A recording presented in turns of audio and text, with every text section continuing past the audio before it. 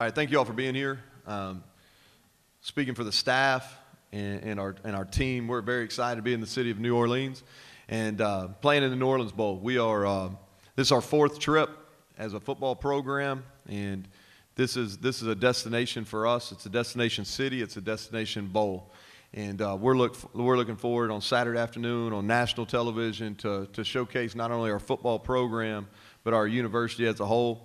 And I think it's one of the few bowl games that matches up conference champions. You know, North Texas is a program that I have a lot of respect for. Seth Luttrell and I are really good friends. We go a long ways back. Our coaching tree is very similar, and he's done a great job. And I could sit up here and talk for a long time about the quality of job he's done, turning that program around and into this year when they win the Western Division of the Conference USA. So with that, I'm going to open it up to questions. Can you talk about the journey of this team to get to this point, particularly the second half of the season after South Alabama? What all went into that, and if there's a recurring theme there? Well, if you look at our record, 10-2, and you would assume kind of smooth sailing, and it's really been the exact opposite. It's been an up and down season for us. It's been a difficult season. Early in the year we did not play very well. I thought we had an opportunity to really start our season off at Boise State, marquee matchup, and we really did not play very well. And then we go on a run where we win 4 games in a row, Barry, but we still don't play as well as we can. We had the huge win over LSU. And then I don't think as a program, staff, players, anybody involved with our program handled that win very well. And we came out on a Wednesday night game at home and played probably our worst game in 2 years against South Alabama, our rival. And then after that, we kind of got locked in as a football team. We played Georgia State the very next week and played our best game to that point. And then we've won 6 games in a row. I think this is another challenge for us. LSU was a huge win, obviously. The Arkansas State game 2 weeks ago, winning a conference championship, was huge. How far have we matured as a program? Can we handle the success? Can we bounce back after a huge win and put back-to-back performances together? So that's a challenge in front of us. Troy's put a big offensive number. The defense is kind of thrown under the radar a little bit. What if you talk about your defense up front? Because I know you had 4 all Sun Belt guys recognized up front there. Yeah, we did. And really for 2 years in a row now, we've been really good on defense. You know, if you look at most of the defensive statistical categories, we're in the top 20 in the country. And when we came here 3 years ago, we talked about you had to play great defense to win championships. And believe that. We've got a couple fundamental things that we believe in as far as playing great defense, winning the turnover margin, scoring touchdowns in the red zone, and then winning the field position battle on special teams. Those are kind of our core ingredients that it takes to win games, and it always starts with defense. And Vic Koenig and our defensive staff have done a remarkable job really turning around a defense that 3 years ago was ranked in the 120s, I believe, and now we're in the top 20 nationally. So really impressive job by him. I think it always starts up front. And when we went on our run here of winning 5 conference championships in a row, really what separated Troy from the rest of our conference was our defensive line. And our defensive line has played extremely well this year. Jamal Stathem's here representing. He's a senior defensive tackle that was recognized on the all-conference team, and really 2 deep across the board. We've played all year with limited numbers in the box. We've been kind of a man down in the box playing against the run all year, and we're able to do that because how active our defensive line has been. Look at North Texas, their quarterback's putting up pretty big numbers. You look at him in person, and he's maybe 170 pounds soaking wet. How do you think he does that? Kind of overcomes that? I think he's a player. Yeah. I think he's just a football player, and my time, he was finishing up kind of his high school career, or he was starting to get rolling in his high school career about the time that I was finishing up at Texas Tech. So he's a kid that I remember coming across because, at that level, you got to stay on freshman and sophomore quarterbacks. And I remember seeing his name, and Sonny Cumbie, who's the offense coordinator now at TCU, he had the state of Oklahoma, and he liked the kid a lot. And he was with me at Texas Tech. And then I believe, and I want to say, and I wasn't there at Troy, but I believe that our quarterback coach, Sean Reagan, actually went out and watched Mason Fine, and I think it was one of the early schools to offer him, I believe. Now, I wasn't here at that time, but he's a kid that's got – you can tell he's got a great feel for the game. He makes plays with his feet, and Graham's done a tremendous job with him too. Well, we're not going to be as healthy as we'd like to be. You know, I think that's we had been a team that through 11 games had really dodged injuries. Very few. And the Arkansas State game probably is freak of a injury game as I've ever been part of. We lose 6 guys during that game. So we've got Emmanuel Thompson will be out. He suffered a broken arm in that game against Arkansas State. Trey Eford is going to be a game-time decision. He's an outside receiver. Had a huge touchdown in that Arkansas State game. I think all our offensive linemen are going to be ready and available. So defensively, Blaise Brown will be out. First team all-conference corner, he'll be out. And then Chris Weatherspoon, who's a starting safety, he'll be out. He'll be out as well.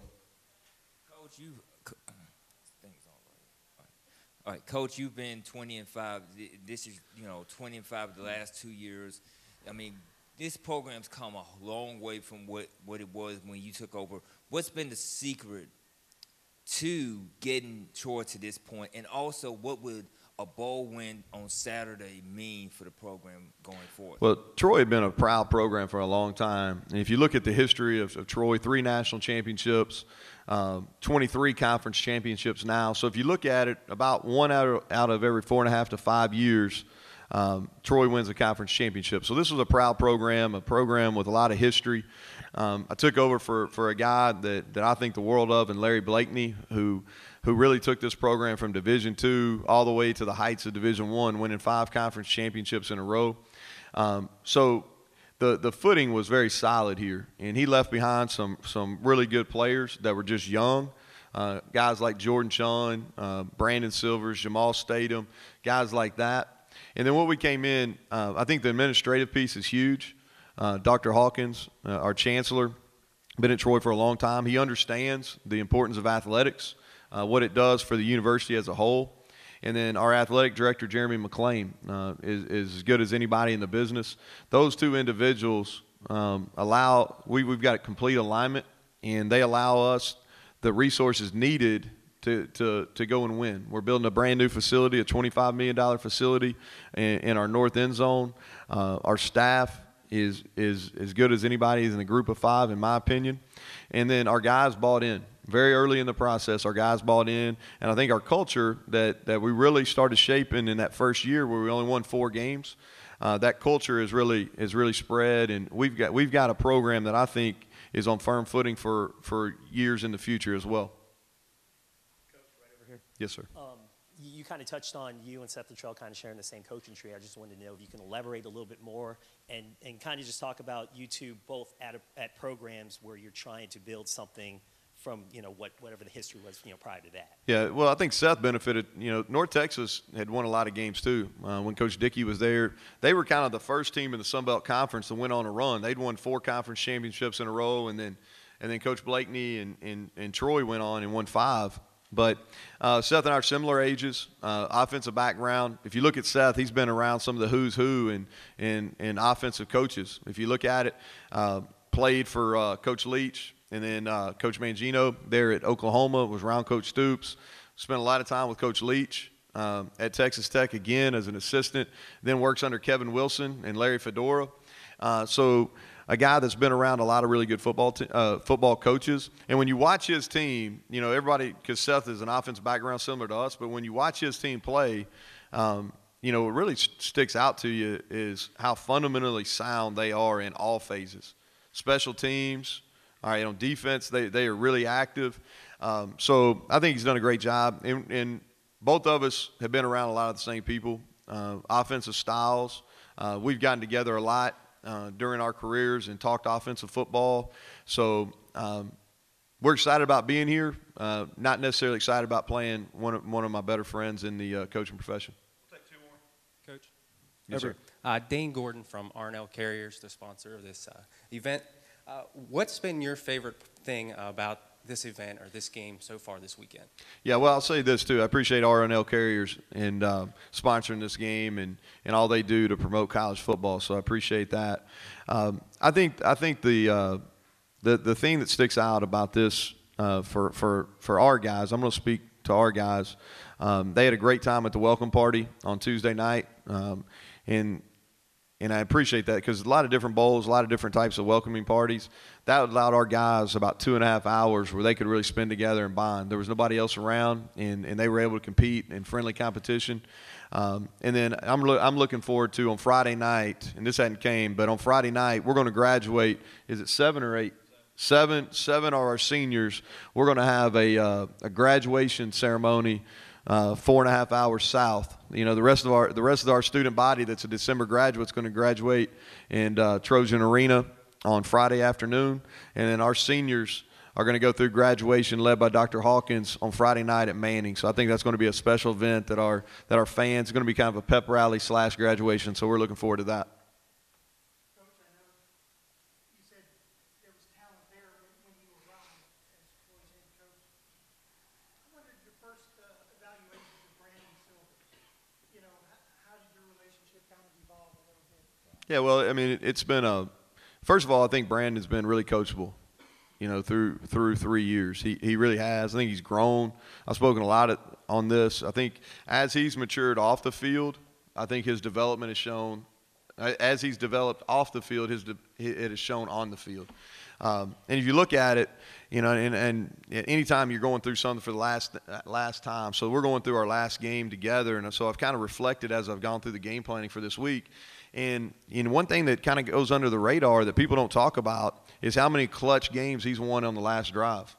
You know, 5 over the last 2 years. With less than 3 minutes in the clock, he's taken our football team on winning drives 5 times. You know, and that's clutch. I think he's got as much arm talent as any college quarterback in the country. We haven't played as well around him as we can, and we probably should have. We've played better in the last 2 or 3 weeks. But I think he's a guy that has the size, the arm talent. He's athletic. I think he's an NFL quarterback. He just needs somebody to give him a chance. All right, thanks, Coach. All right, thank you all.